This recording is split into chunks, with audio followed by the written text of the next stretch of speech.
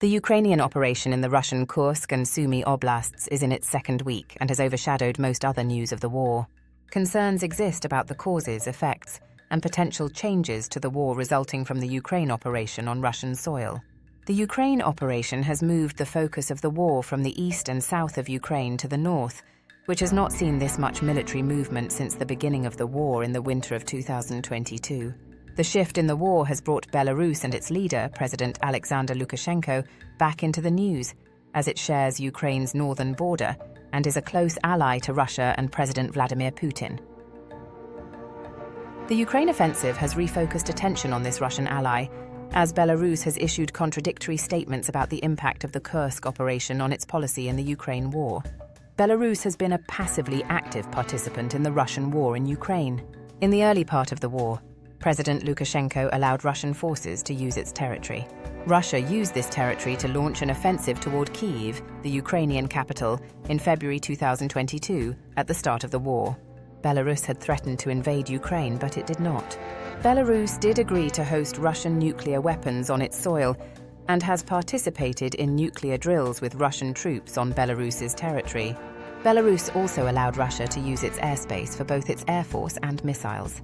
Belarus has also supported Russia in its threats against NATO, both in conducting nuclear drills and joint exercises with Russia.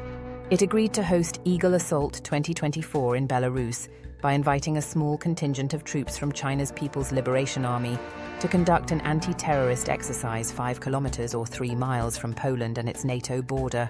The number of soldiers was small and not of military significance, but the message was clear. China could become an active military player in Europe, operating along the NATO border.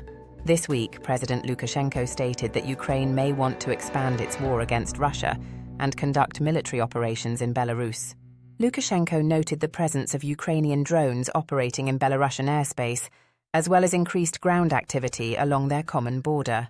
He stated that it would increase its presence on the common border and not tolerate any aggression on its soil. Belarusian Defense Minister Viktor Krenin stated that there was a high likelihood of a Ukrainian provocation against Belarus and that the common border remains tense.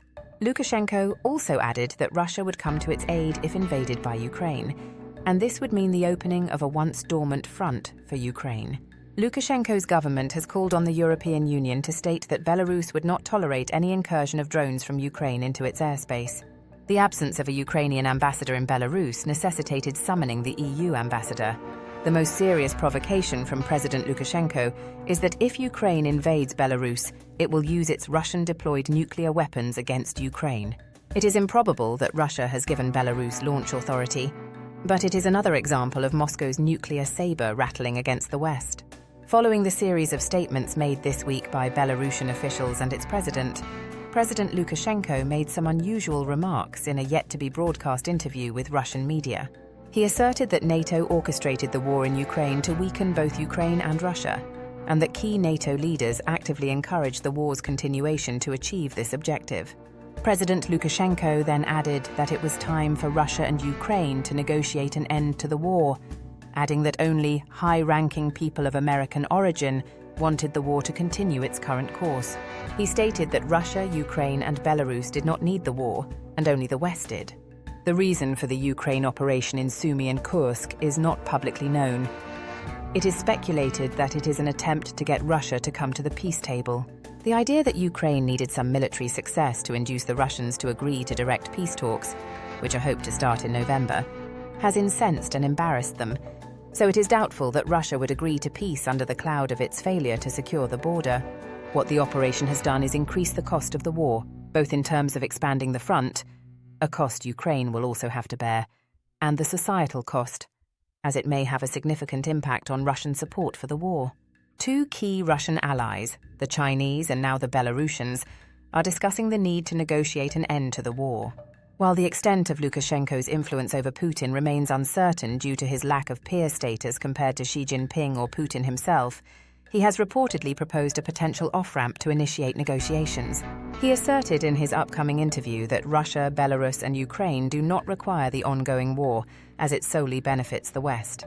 He stated that the West's motivation might be to support the Kursk operation and force general mobilization in Belarus and Russia with the goal to shake up society from within. Russia adopted a partial motivation early in the war, but it proved so unpopular that they retracted it. Therefore, Lukashenko's argument is valid if the Kursk operation posed such a significant threat as to necessitate mobilization. The reason for the Kursk operation is unknown, but some speculation is possible on a plausible reason. Given his tenuous grip on power following the accusations of stealing the 2020 elections, Lukashenko appears to be averse to war, as a general mobilization would not align with his interests in maintaining power. He is close enough to President Putin to know that the operation in Kursk could lead to an extended war, which he does not want. So he is offering an off-ramp of sorts for Putin. He is portraying Ukraine, Russia, and Belarus as victims of a grand Western scheme that wants the war to continue to weaken its enemies while not fighting itself. The charge at face value is ridiculous, but people who are suspicious of the West may be more than willing to accept it. This could potentially foster the narrative that Russia negotiating an end to the war would undermine the West's strategy of weakening Russia. While it may seem absurd to write this for the reader's benefit, Lukashenko's attempt to forge a shared cause among Ukraine, Russia, and Belarus to end the war also seems quite absurd. Now, we need to understand the reasoning behind his statements to determine whether they are truly absurd.